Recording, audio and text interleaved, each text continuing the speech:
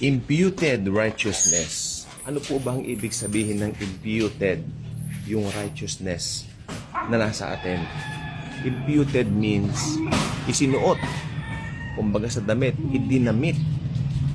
Kasi pa nagdamit mo, ikaw yung nagdamit sa sarili mo, pero ito iba to. Iba ang nagdamit sa atin. Dinamitan tayo, iba yung nagdamit. Di ba?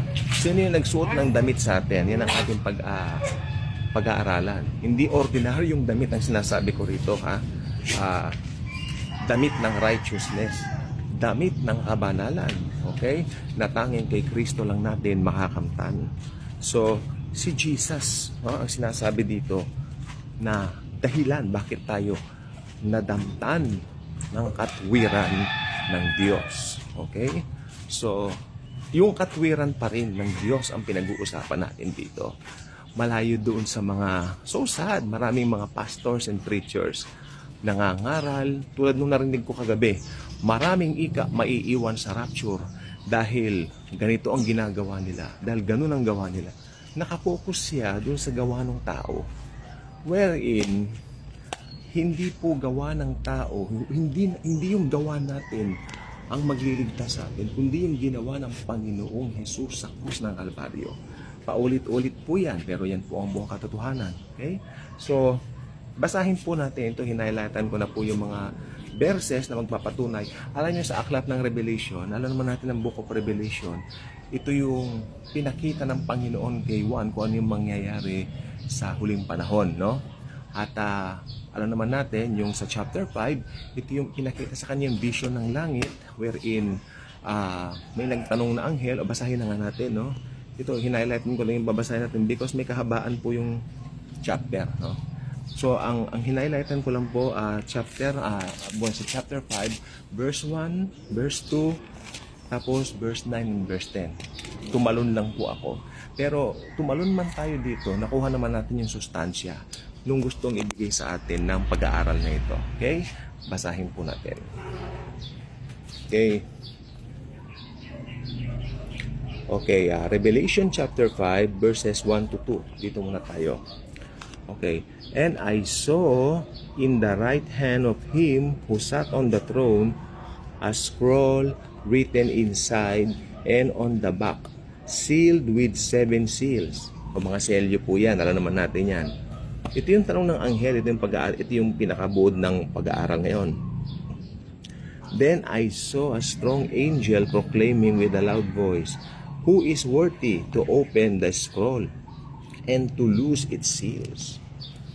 At kung itutuloy mo ang basa dyan, si Apostol Juan, nagitla, nasyak siya. Kasi nung nagtanong yung anghel, sino ang karapat-dapat na magbukas ng selyo? Nagkaroon po ng katahimikan sa langit. Ang tawag nga ng ibang theologians yan, great silence in heaven. Okay. Tahimik na tahimik ang buong kalangitan. Pagkatapos, walang sumasagot, walang umiimik. Sa tagal ng katahimikan na yon, si Apostol Juan po ay, si John the Beloved dito siya po ay napaluha, napaiyak. Okay? Hanggang nilapitan siya ng isang anghel at sinabi, "Don't cry anymore, John, dahil may sagot na tayo." Ito nakabi. Sa verse 9 and verse 10. Okay. Tingnan po natin dito. Umpisa na po natin sa 8, sa 8.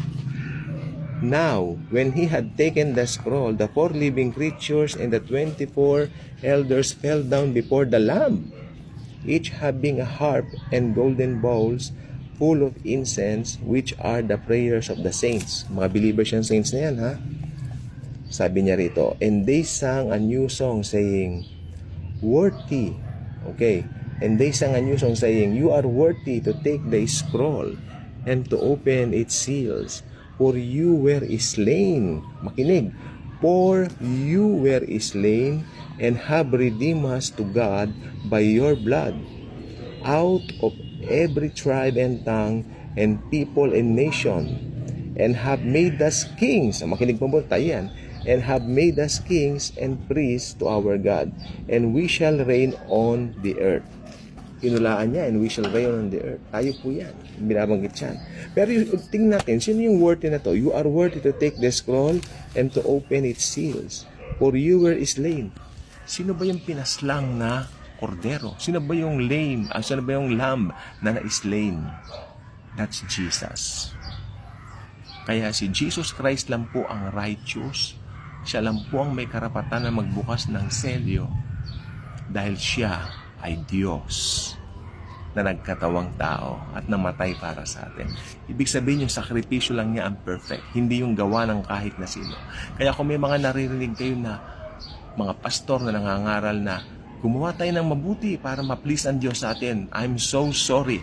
Meron pang comment dito. Yung mabubuting gawa natin, sabi niya, yun may puntos yun. No, even those things, pupuntusan lang po yung mga bagay na yun dahil may bemasit. Hanggang doon lang po yun. Pero yung sabihin mong good points mo yun dahil sa sarili mo, no way, no way, no way. Even our sanctification, galing din po sa Diyos dahil kay Jesus. Basahin po ninyo yan, 2 Corinthians 5:18. Nahamon ko kayo. All this is from God. All this is from God. Yun po yung sanctification. Nandun yung mabubuting gawa. Doon yung nakakilala tayo kay Lord. Galing din kay Lord yun. Kaya wala tayong pwedeng pagmalaki. Kaya yung mga nangangaral ng hinahaluan nila ng law, pagod na pagod ang mga itsura. Kailangan magsimba ng linggo, maski napakainit doon sa church nila, ang suot nila, aray ko po, naka-necktie pa. Nakita ko po nung linggo kasi, naalala ko lang nung kami dati, Diyos ko, ako rin naka-necktie ako. Pero doon sa church naman namin, air condition, full air condition yung pinanggalingan ko. Uy, full air condition yun, up and down yun. Oo. Hindi siya pinagmamalaki ko. Pero sila yung church nila, nakita ko kasi, hello, grabe, ni walang bopido yung bubong nila eh. Tapos naka-nose neck, nakatay. Hindi sa pag-aano, pero alam nyo, tinanong ko yung isang kasama nila, ba't ginasuot nyo? Hindi para ipakita yung righteousness daw nila. Look at, so sad. No. Talagang may mga ganyan pong kilala ko po yung mga taong yan. At yung ibang kaibigan po namin umisplit na doon sa simbahan na yun. Maniwala kayo sa akin. Awa ng Diyos. Ayan. Yung iba hindi naman full grace ang nilalapatan. Pero ang naalis doon, parang kulto nga ang dating nung ganun na, wow. Diba? Oh, actually, they love Jesus din. Nagpro-proclaim nga sila, Jesus is God, Jesus is King. Ganun.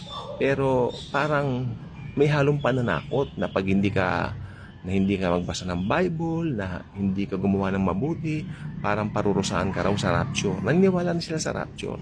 Pero ang paniwala nila sa rapture, darating daw yung rapture sa kalagitnaan ng tribulation. Yan ang paniwala naman nila. Pero again, punta tayo sa topic natin. You are worthy to take the scroll and to open the seals, for you were slain, and you have redeemed us to God by your blood. Sino ba yung niredeem ni Jesus sa blood niya? Tayo pong mga believers. Niredeem tayo. Niredeem tayo. Si Jesus lang ang redeemer. Kaya kung may pupurihin ka, purihin mo ang Panginoong Jesus. Kaya kung meron kang sasambahin, sambahin mo ang Panginoong Jesus. Dahil siya lang ang karapat dapat talaga. Buong kalangitan yan. Napaiyak pa nga si Juan. Ako parang wala yatang pwede. Pero awa ng Panginoon, siya mismo yung pwedeng magbukas. Dahil siya ay perfect. Jesus alone is perfect. Kaya kung nagpupumerpek ka at nagsasabi ka na kaya mo maging perfecto, no way. Wala. Pagod ka, napagod ka na. Wala ka pa nakuhang puntos. Hindi ba kalungkot naman ang buhay pag gano'n? Dahil sa totoo lang po, yung ginawa ni Christ sa cross, that alone matters. Okay? That alone matters. Sabi pa rito, out of every tribe, makinig po mabuti, out of every tribe and tongue and people and nation. Sa buong mundo yan, walang katulad si Jesus.